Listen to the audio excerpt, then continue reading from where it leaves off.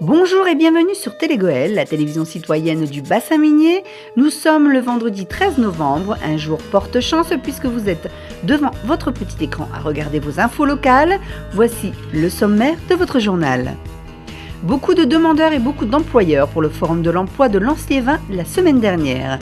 Les petites oubliées de la Grande Guerre à Méricourt et l'exposition du groupement des artistes indépendants et leur salon d'automne au Colisée de Lens.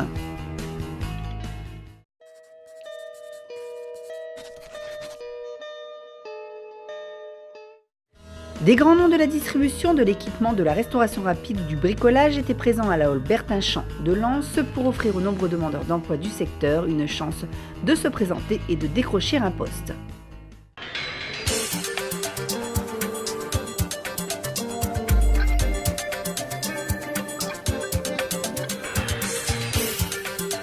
Nous sommes sur la 8e édition du Forum de l'accompagnement vers l'emploi, organisé par le Pôle emploi de Lens-Bollaert en partenariat avec la mairie de Lens.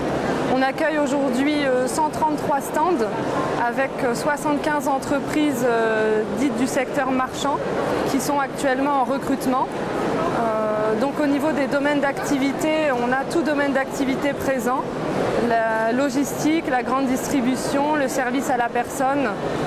On a également la restauration rapide et beaucoup d'autres secteurs comme le transport et la sécurité également. Alors les demandeurs arrivent et sont accueillis avec un plan du forum qui leur permet de s'orienter.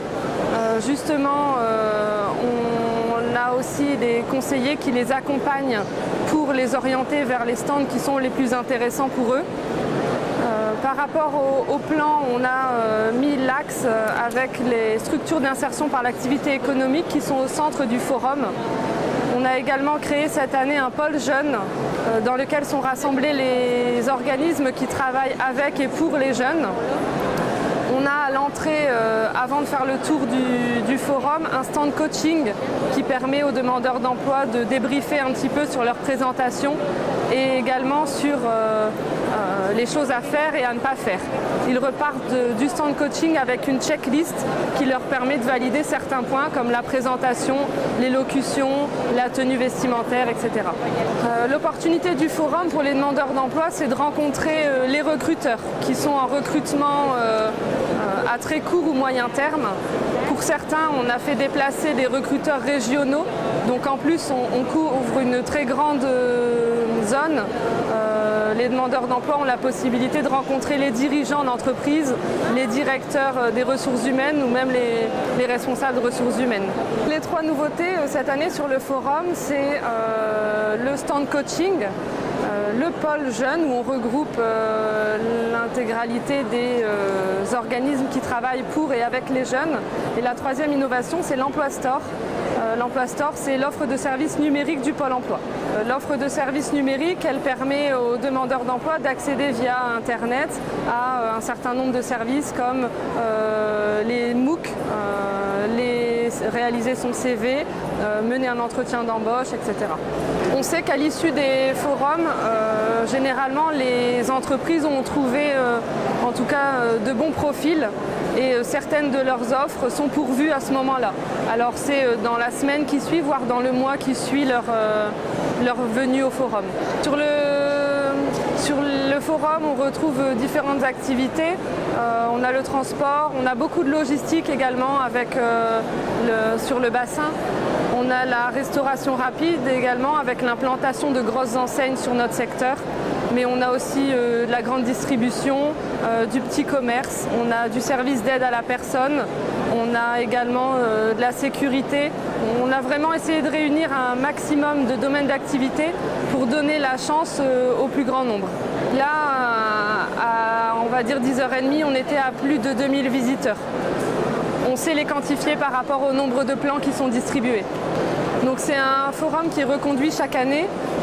Si toutefois les gens n'ont pas pu participer cette année, les autres forums sont visibles sur le site de pôle emploi.fr, rubrique événements.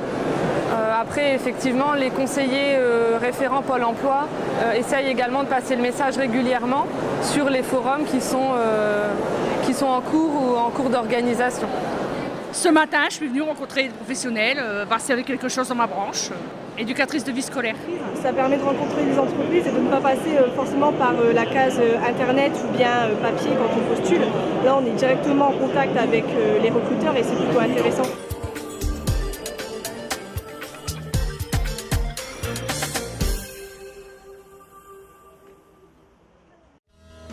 Elles ont choisi le chant, la musique et la comédie pour parler des oubliés de la Grande Guerre, ces femmes qui étaient nos arrière-grand-mères, nos grands-mères, pas des héroïnes par le nom, mais des héroïnes par leur courage et leur histoire pendant l'occupation.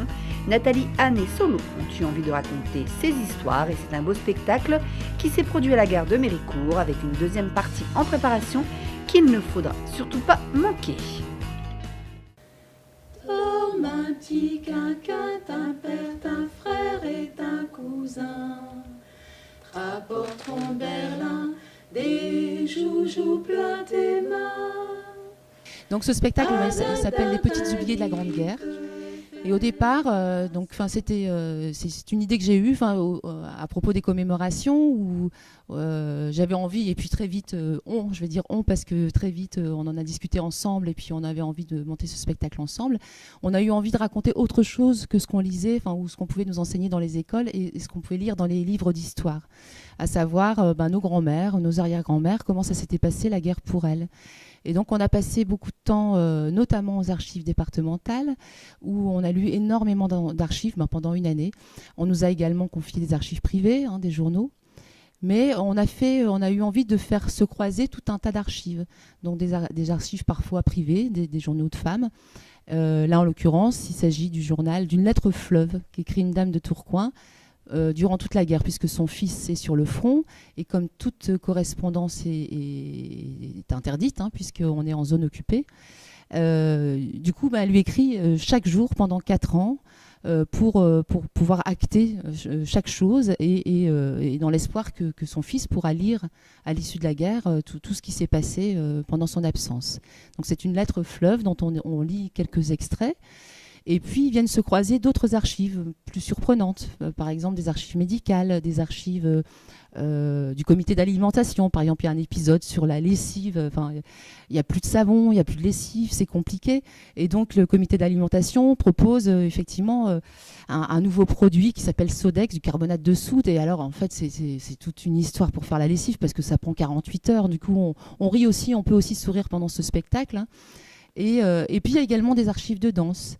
Par exemple, il y a une danseuse pendant la Grande Guerre qui dansait. Il s'agit d'une Américaine qui s'appelait Isadora Duncan. Et donc Nathalie, à un moment donné, fait une restitution d'une des danses qu'elle a eu l'occasion de danser sur le front. Et puis il y a aussi des chants, parfois en allemand, qui sont repris par Solo et qui viennent un petit peu rythmer tout ça. On a eu envie justement de lire ces textes et de les recevoir comme vous et moi, et aussi comme des artistes, à savoir comment on allait pouvoir restituer ça. Et puis l'idée, c'était aussi de comment donner des clés d'aujourd'hui avec des textes d'hier, parce qu'on était aussi soucieuse de savoir comment, par exemple, un jeune public allait pouvoir entendre ces textes. Par exemple, il y a un texte de réclamation de femmes de Lilloise qui se plaignent au préfet en disant mais les bons d'alimentation, tout le monde n'en a pas, ou alors il y a des passe-droits et nous on souffre et on n'en peut plus, on se chauffe plus, on a froid, on a faim. Et donc ce texte est quasiment traité comme un rap, par exemple. Et donc ça nous intéressait effectivement de réfléchir à, d'une part, ces émotions qu'on avait eues nous, à lire ces documents, comment les restituer au mieux, en essayant aussi qu'ils fassent sens aujourd'hui. Voilà. C'est plutôt envie de mettre en lumière des personnes. D'ailleurs, on ne parle pas par exemple des héroïnes de guerre, parce qu'il y en a eu bien sûr. Mais on s'est dit, au mieux, pendant les commémorations, c'est celle-là qu'on va désigner. Et du coup, on a eu envie de parler vraiment du quotidien de la guerre et des femmes du quotidien, de qu'est-ce que c'était leur quotidien à elles. Et voilà, on a eu envie de leur rendre hommage, tout simplement. Effectivement, je pense que si le fait d'être à 3, c'est pas un hasard. On avait envie, chacune avec nos disciplines, nos savoir-faire, de restituer les choses à notre façon. Solo peut-être plus dans le rythme et dans le mouvement, Nathalie plus dans la danse. Mais il se trouve que Nathalie, à certains moments, aussi parle, la danseuse parle. Et voilà, on avait envie que ce mélange des trois permette une meilleure compréhension et touche toutes les sensibilités. Un bras sauce, un petit poupon.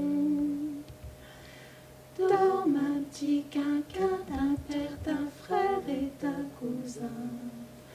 Drapeau, trompe, berlin, des joujoux pleurent tes mains. Ils sont réunis chaque année autour de cette exposition pour partager, comme le faisaient leurs parents dans les mines, leur passion pour la peinture.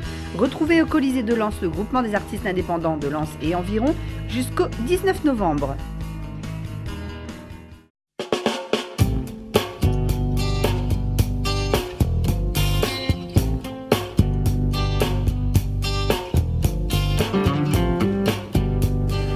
Alors l'association, elle a été fondée en 1945-46 pour la première exposition. Parmi les anciens, il y avait son papa, il y avait le mien, Monsieur Alfred Soriot, qui était le président jusqu'en 1999, et malheureusement il est décédé à ce moment-là. Mais il y avait énormément d'anciens, il y avait Bernacchi, il y avait Juscoviac, puis d'autres artistes, Monsieur Seppel. T'en connais d'autres aussi? Guzik. Ouais. Dans l'association, on fait de la peinture, on était tous des amateurs, et quand il y avait une école de peinture à Place du Cantin, avec M. Marcel Connard qui donnait des cours, et quand il y avait des élèves qui étaient très bien, ils pouvaient rentrer dans le groupement. Ils passaient devant le secrétaire qui était M. Delbar et puis le président, ils regardaient l'étoile, et c'est bien, on le faisait rentrer dans le groupement. Le groupement, c'est le groupement des artistes indépendants de Lens et des environs. Donc on prend non seulement Lens, mais les environs. Je te rappelais que les premières expositions avaient lieu dans des baraquements Place du Cantin. Oui, et après à la mairie. Et après ça a été à la mairie au Colisée, à la mairie d'abord, puis maintenant au Colisée. Ben, c'est commencé comme ça. Mon père était mineur, avec comme 7 copains, ils étaient au fond, et puis ils ont parlé ensemble, ils parlaient de peinture. Voilà. Et un beau jour, il y en a un qui dit, ben si on fait le groupement. Alors ils ont fait le groupement. Au début, c'était laborieux, il faut le dire. Et M. Soriot est arrivé. Lui, bien sûr, il y avait des appuis, il y a eu des peintres célèbres qui sont venus avec eux. Et ils ont monté tout. C'est grâce à M. Soriot qu'ils ont fait ça. Mon père était peintre amateur. Il avait ses mains toutes craquelées. Moi, je l'ai vu faire des oiseaux. Des petites pattes. Hein. Et puis ils ont donné tout son cœur pour faire ce groupement. Et maintenant je suis content quand même parce que j'arrive vers la fin de ma vie et puis le groupement est toujours là avec mon copain ici. C'est super. Enfin, le mien, il n'a pas vécu aussi longtemps que le sien. Et disons que chacun se donnait une idée. Vous voyez ce que je veux dire? Tiens, tu fais comme par exemple, vous ne savez pas, vous élevez des pigeons, c'est comme ça, c'est une passion. Alors, ils se parlaient l'un de l'autre et puis alors il y en a qui dit pourquoi on ne fait pas un groupement qu'on peut exposer. Alors bon, c'était laborieux, après la guerre, il n'y avait rien.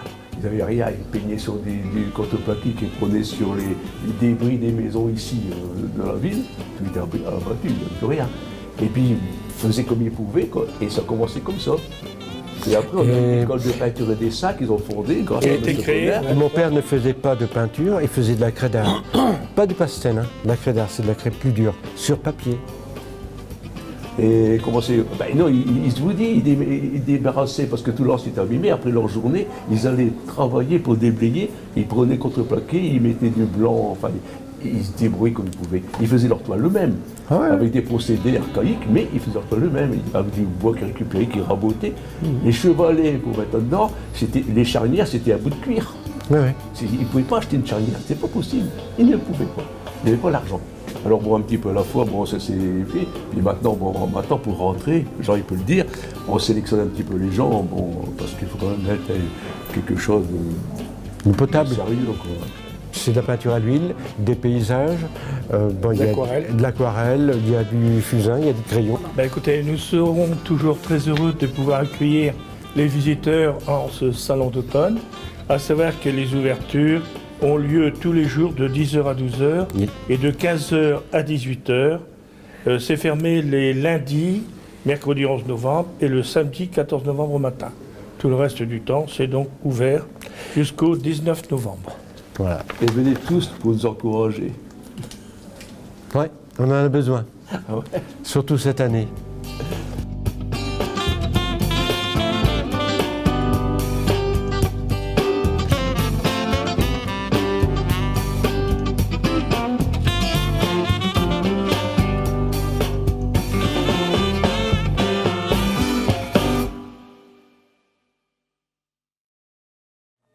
Ce journal est terminé, tout de suite vos émissions habituelles. On se retrouve mercredi 18 novembre pour une nouvelle édition. En attendant, ça se passe sur le net telegoel.fr, Facebook ou Twitter. N'hésitez pas à nous laisser vos commentaires. Bonne chance aux joueurs en ce vendredi 13 et je croise les doigts pour vous revoir mercredi prochain.